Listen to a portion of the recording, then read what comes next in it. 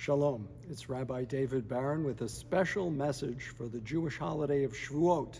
Shavuot is the holiday of the giving of the Ten Commandments. It's an event we celebrate with fellow Jews throughout the world. We're celebrating the moment when the children of Israel received the Torah.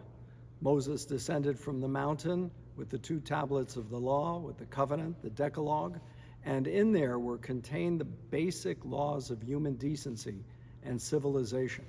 And they are the underpinnings of Western civilization in terms of jurisprudence.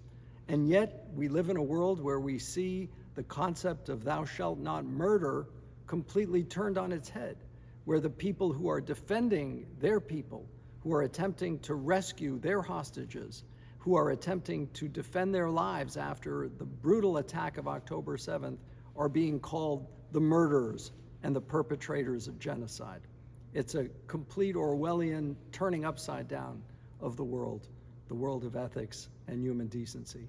And there's an excellent article in the Wall Street Journal editorial opinion article that I'm going to send you the link to at the bottom of this message. So please make sure you read it. It really clarifies what this is all about, how the world can condemn a country for attempting to rescue its hostages.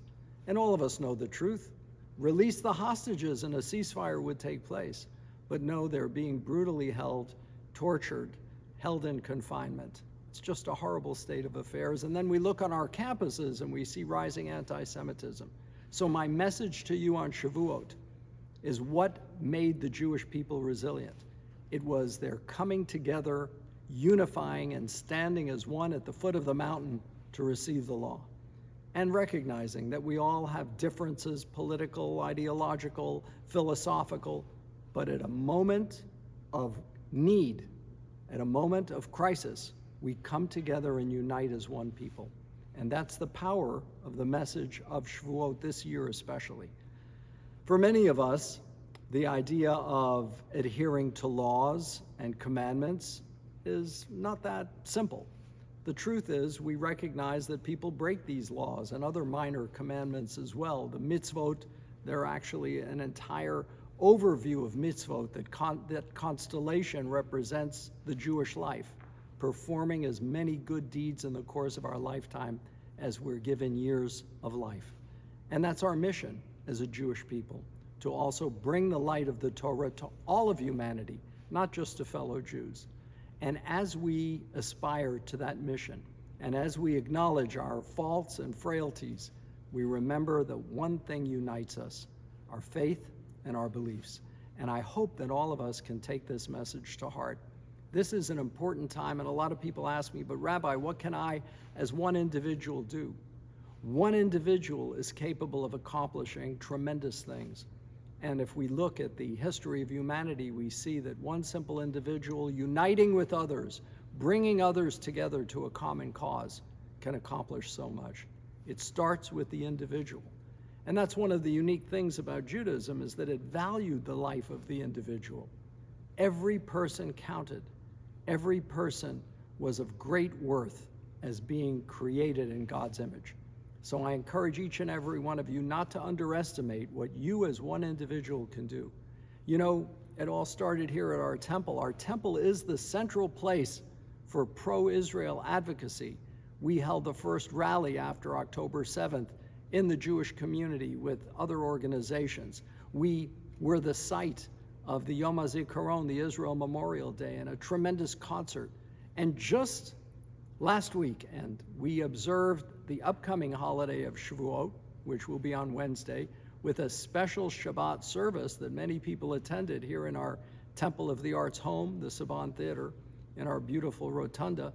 We held that service on the theme of those who chose, men and women who decided to become Jewish. And I hope you'll come to our upcoming Shabbat dinners and services throughout the summer. A lot of us are looking forward to a relaxing summer, a summer of travel, a summer of leisure, and I hope each and every one of you gets the most out of these beautiful months of summer. But I want to also urge you to stay connected and involved with our brothers and sisters in Israel and with one another. And join us in this coming year where, believe it or not, in membership renewal time, we are going to be sending you out notices, and we ask you to please forward them, the text messages and the emails, to your friends and neighbors who may be seeking a connection with their spirituality and with their Judaism. We are that place. We want to be that home, and we encourage you to bring them with you to celebrate Rosh Hashanah and Yom Kippur in October. But in the meantime, join us for all of the celebrations that lie ahead, and have a great and enjoyable and restful summer. And don't forget, as we celebrate Shavuot on Wednesday, that one of the elements are the unique foods of Shavuot, and those are dairy foods or non-meat items where nothing has to be killed to preserve our health and sustenance. And that is, of course, where the custom of having blintzes or dairy products or burekas with cheese for the Sephardic Jews, where these customs emanate from. The idea that when we stand together, we stand with a purity of goal and consciousness and bring strength to one another. So I hope we take that message to heart as we celebrate and look forward to the beautiful days of summer. And I wish each and every one of you safety and good health. And you can also request from our office, if you're traveling, the prayer for a safe journey. It's one that I always recite every time I take a flight or a long journey, and I hope you will as well. Wishing you all the best and a joyous holiday, Chag Sameach, and upcoming Shabbat Shalom.